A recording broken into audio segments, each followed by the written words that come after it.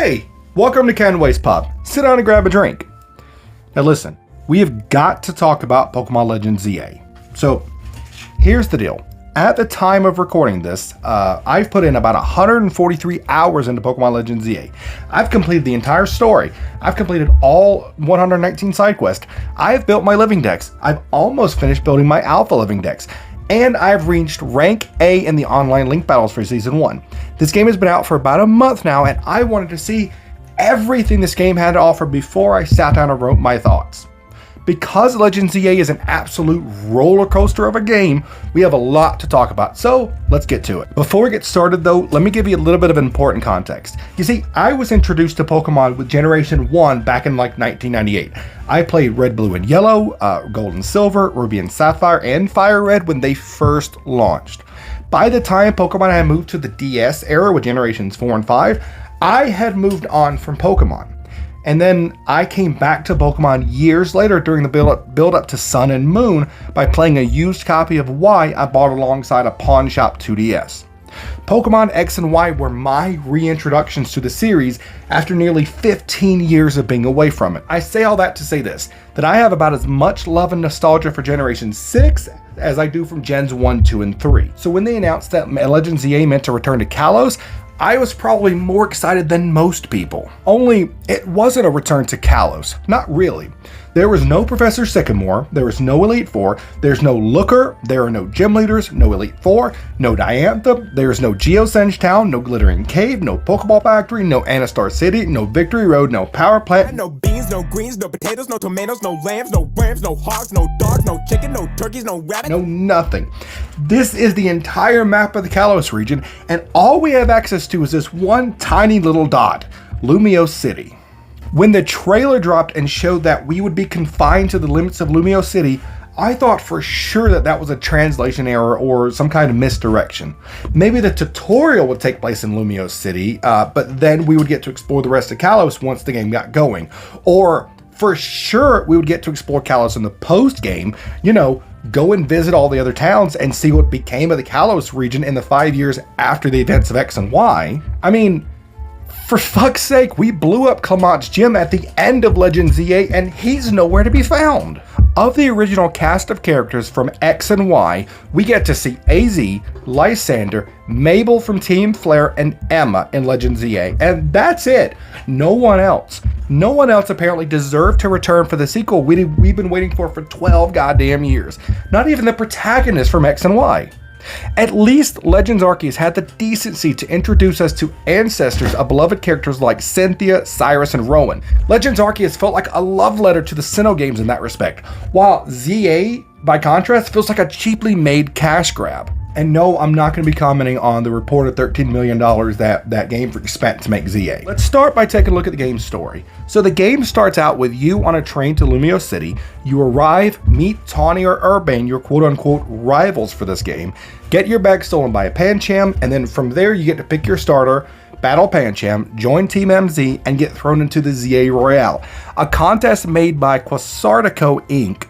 I hope I got that right, I think it's Quasartico, to find the strongest Mega user in the Kalos region. But wait, no, not the entire Kalos region, because that would probably be either Diantha or Callum and Serena, the protagonists from X and Y, or even the strongest Mega user in the world, because that would be like Steven Stone or Red. Just the strongest Mega user in Lumio City. Because the new weapon, Ange, is causing Pokemon to randomly Mega Evolve all over the city, but only in groups of 3, and only when you, the protagonist, are ready to handle them. So, after you've joined Team MZ, you get to learn more about the Z-A Royale. See, Quasartico designates one random chunk of the city as a battle zone each night where trainers can go and battle each other, and move up the ranks from rank Z to rank A, and have the opportunity, nay, the responsibility of protecting all of Kalos from Ange. So, you battle some trainers, earn a challenger's ticket, and then you get to go battle someone at your rank to see who gets to move up to the next rank. Why your opponents are never seen in the battle zone owning their own challenger tickets? We'll never know. But these ranked battles act very similar to the gym battles, where they all have named characters with their own looks and themed teams, and most of them have at least one Mega Pokemon. So your game is essentially divided by day and night cycles that last something like 20 to 30 minutes each. While your nights are spent rising through the ranks, your days are spent filling up your Pokedex and fulfilling Mabel's research requests. By the way, Mabel's the new professor. We'll get to her later, but for now, let's talk about how you go about filling your Pokedex. Legends Z-A looks at nearly everything Legends Arceus added to the Pokemon formula and answers the question, how can we make this worse? For example, do you like the regional variants we got in Legends Arceus like Hisui and Arcanine? Nope, not Lumio City. The only regional Pokemon you get in Lumio City are a single Galarian Slowpoke, single Galarian Stunfisk, and a single Alolan Raichu, all of which are in-game trades that cannot be shiny hunted. And no, even if you are a fan of Galarian Slowbro or Slowking, that's just too damn bad because you can't evolve it until the post-game. What else does ZA make worse? Oh, do you remember how you could search for materials in Hisui to craft your own Pokeballs? Well, not anymore because we're back to modern Pokeballs now. Partway through the story, you get to visit a museum in Lumio City where you get to see the Jet Balls and Heavy Balls from Hisui, but there are currently no ways to actually craft or use these balls. So fuck you if you liked actually being able to craft unique balls in a Legends game. Now, let's talk about traversing the landscape. From Generation 1 all the way through to Generation 5, we had exactly 5 ways to get around the region. You could walk, you could bike, you could surf on the water, you could teleport to the last Poké Center you visited on using like an Abra or something, or you could fly back to towns you had visited on a flying Pokemon. In Generation 6 with X and Y, we got introduced to the roller skates that allowed us to move a bit faster than on foot. And in a few instances, we could ride on the back of Pokemon like Skiddo or Rhyhorn to traverse different terrain. Generation 7 did away with HMs altogether and gave us ride Pokemon, which allowed us to travel around Alola on the back of Pokemon like Tauros or Machamp. When Sword and Shield released, we got a bicycle that allowed us to travel the lands and waters of the Galar region and a Corviknight taxi that could fly us to any town we'd already visited. But then Legends Arceus gave us what we all have been waiting for years. True freedom to run the open fields of Hisui on the back of a Wyrdeer, sail the waters with the help of Basculegion, hunt rare items on the back of an Ursaluna, climb mountains on the back of Sneasler, and best of all, we could finally, truly take to the skies with the help of a Hisuian Braviary. For the first time in the series, we could soar over the entire landscape and be in awe at the land and Pokemon below us. Scarlet and Violet turned all of these features into one Pokemon with Koraidon and Miraidon, and in the DLC for Scarlet and Violet, we got the ability to fly freely around the entire region of Paldea. So the question on everyone's mind was, how are we going to traverse through Lumio City? Early leaks of the game had us convinced that Go-Go will replace Wyrdeer as our primary mode of transportation. Perhaps then Gyarados would be the one to give us access across the lakes and rivers. Maybe we could even soar the skies of Kalos on the back of a Mega Charizard. Oh, the possibilities were endless, we thought. Nope, none of that bullshit. Instead, you get to walk, run, crouch, and glide a total of 15 meters with a Rotom phone. Yes, I tested it. That's it. Legends Arceus and Scarlet and Violet gave us seemingly endless skies, deep caves, vast bodies of water to explore on the back of our partner Pokemon, while ZA gave us this. Parkour! Michael, parkour! Parkour! Extreme! Parkour! Parkour! Parkour! Jump over the camera. Jump over the camera. Yeah! Parkour. We don't get a bike in ZA, we don't get ride Pokemon of any kind, we don't even get roller skates like we got in X and Y, because honestly, the map is too goddamn small to let us traverse in any other way than a light jog. At the start of the game, you get, I think, like 3 wild areas to hunt Pokemon in, and by the end of the game, you have 20. Hey, do you remember the thrill of seeing an alpha Pokemon in Legends Arceus?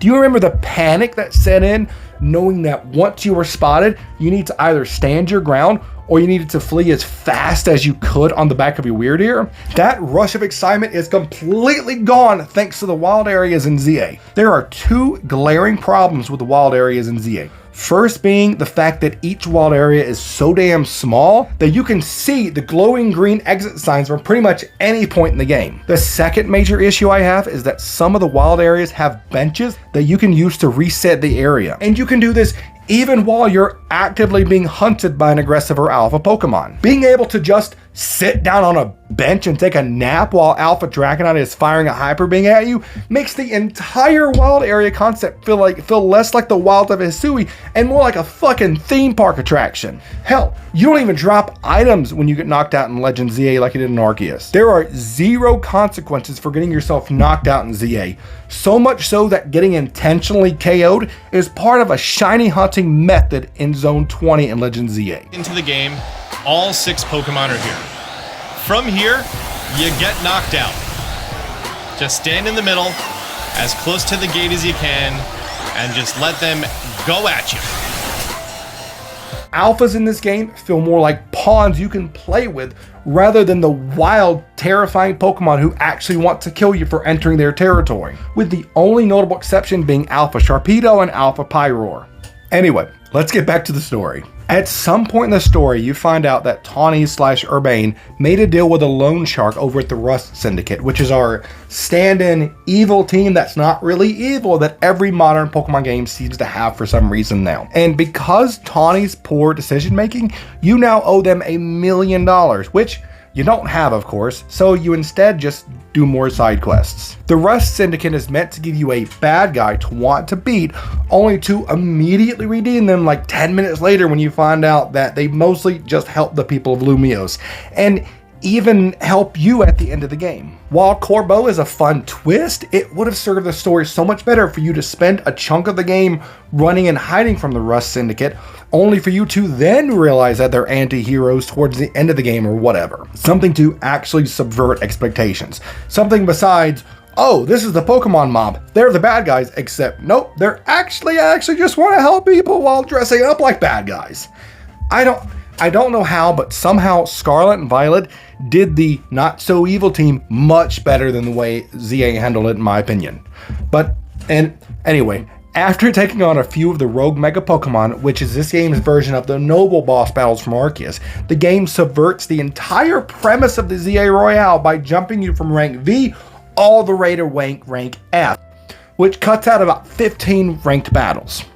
Except, wait a minute, because in the post game, you have to do 15 extra ranked battles in the Infinite Royale in order to get your hands on AZ's Floette. So, who the hell made this genius decision to cut 15 ranked battles out of the story, only to then put them back into the post game, where it serves no purpose other than keeping the controller in our hands for a couple of days longer? My honest guess about why they did that is because developers wanted to reuse the same NPCs to make you battle them again in the post game, rather than coming up with 15 new individual NPCs for you to battle. And then if you complete 20 ranked battles at the end of the game, your prize is the opportunity to have the exact same identical battle with Jacinthe 4 or 5 times in a row in her tournament.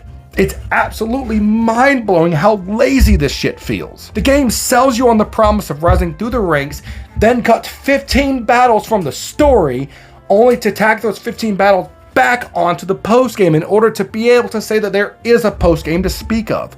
Because other than AZ's Floette, there is no post-game to speak of in this game. The only difference in the story royale and the post-game royale is your opponents can now mega evolve. If you completed all the side quests and filled up your Pokedex before finishing the game like I did, then the only thing you have left after seeing the credits is 20 battles in the royale, catching the XYZ trio, catching the starters in Area 20, and then once you've done that, you're basically done with the game until the DLC comes out probably in February. Speaking on the end of the story for a moment, there were 2 parts to the climax of the game that were absolutely ridiculous. The entire point of the Z-A Royale was to find the best Mega user, and in the climax, you face off against Tawny/Urbane to see who gets to reach rank A, and once you defeat them, they try to heal their team and fucking battle you again.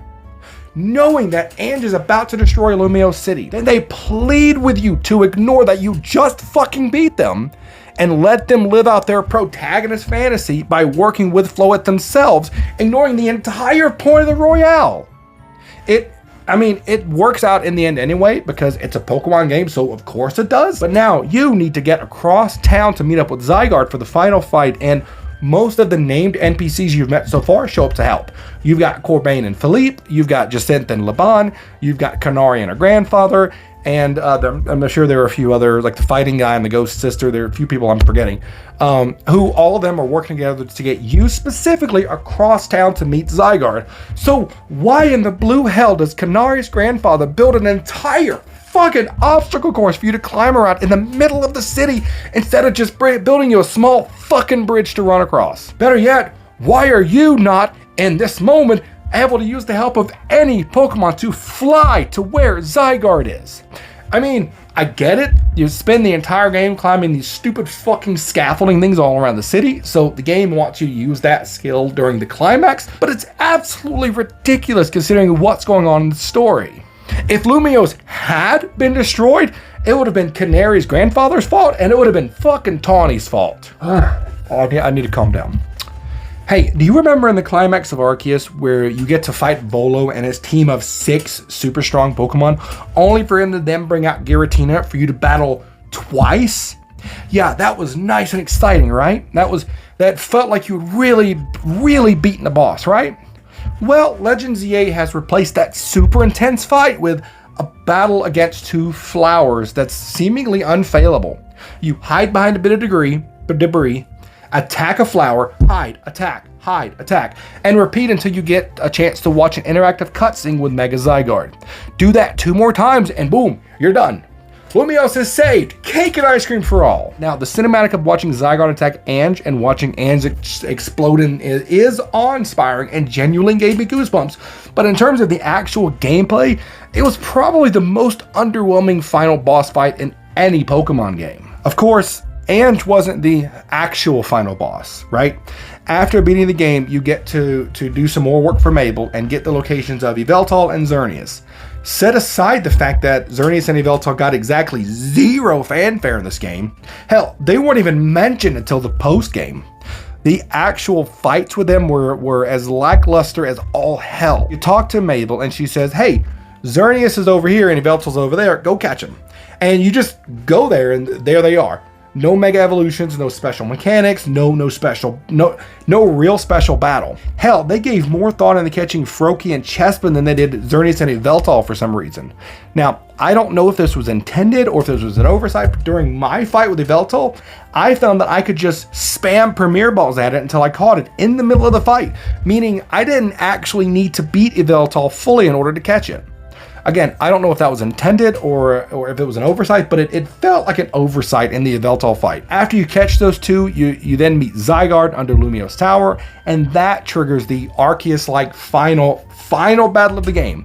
You beat Zygarde down in its 10% form, then you beat it down in its 25% form, then the real challenge is its 100% form, which feels like an epic boss fight that we should have gotten with the Ange fight. Once you've proven yourself worthy to catch Zygarde, it then just floats there waiting for you to decide what ball to catch it in, following the modern tradition of giving you a guaranteed catch on the legendaries. After you catch Zygarde, you've either completed all of Mabel's research tasks or you're still working on her last task, which was to complete 1,000 trainer battles.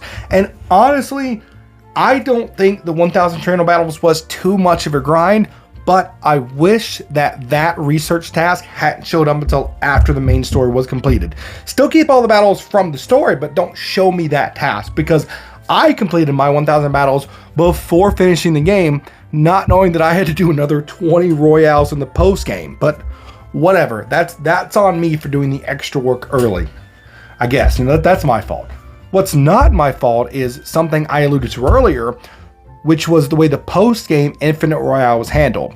To completely finish the game, you have to earn 15 challenger tickets to get Floette, then earn 5 more to do the very last task for Emma. And you know what would have been amazing? If they had put the Kalos gym leaders and the Elite Four members as a secret post-game boss for the Z-A Royale, for the Infinite Royale. We had 15 post-game ranked battles that felt like a complete waste of fucking time. They could have put in the Kalos gym leaders, the Elite Four members, and Diantha in the Infinite Royale, and that would have taken up 13 slots. Then maybe they could have added Callum and Sarita to get the number up to 15, or Red and Blue, or Red and Steven Stone. Anyone other than the fucking cab driver from the start of the game. Why, after finishing the entire game, do I want to fight the fucking cab driver again? Let's see, have I complained about everything I wanted to complain about in this review? No, I haven't. Where the fuck is the rest of the Kalos decks? Where the hell are Diancie, Hoopa, and Volcanion?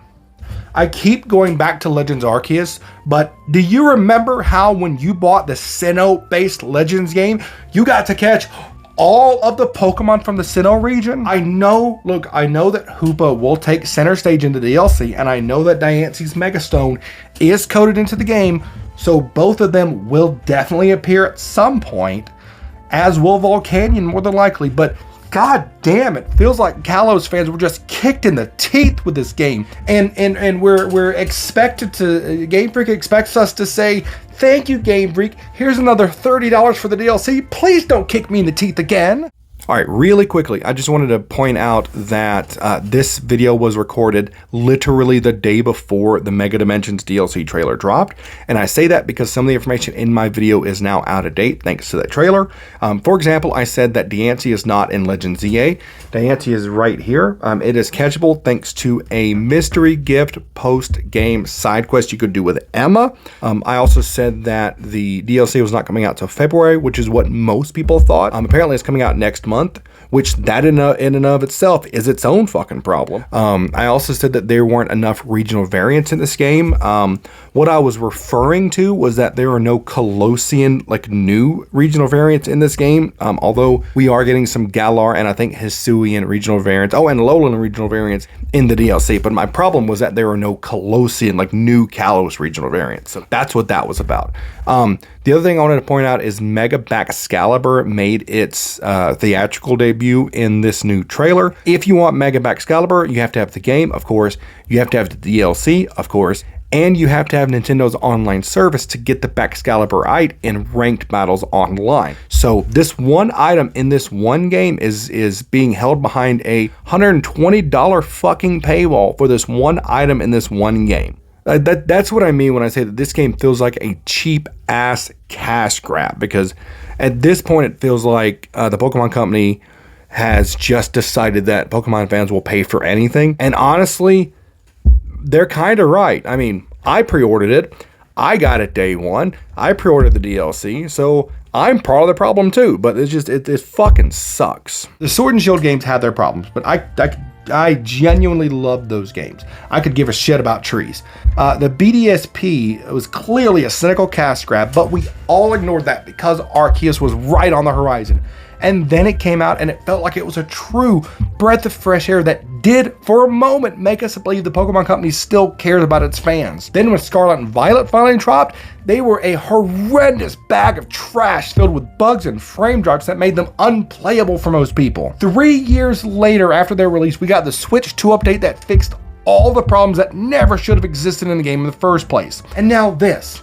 I've waited for more than a decade to get to see Kalos again, and it just feels so goddamn disappointing. Everywhere you go in Lumio City, the buildings look all exactly the fucking same. And some of the colorful screws that you have to get for Canary, some of the colorful screws are just far enough apart that you have to spend several minutes looking for a ladder or a holovator to navigate the puzzles and the rooftops just to get to that one screw, so that you don't notice just how small this map really is. There were like 3 or 4 buildings total that you can enter on this map. The Quasarco building, the Rust Syndicate, the Ruined Construction building, Hotel Z, the Team Flare cafe thing, and I'm sure I'm forgetting 1 or 2, but it doesn't matter. I genuinely feel like I've worked harder writing this script than the developers did making the game.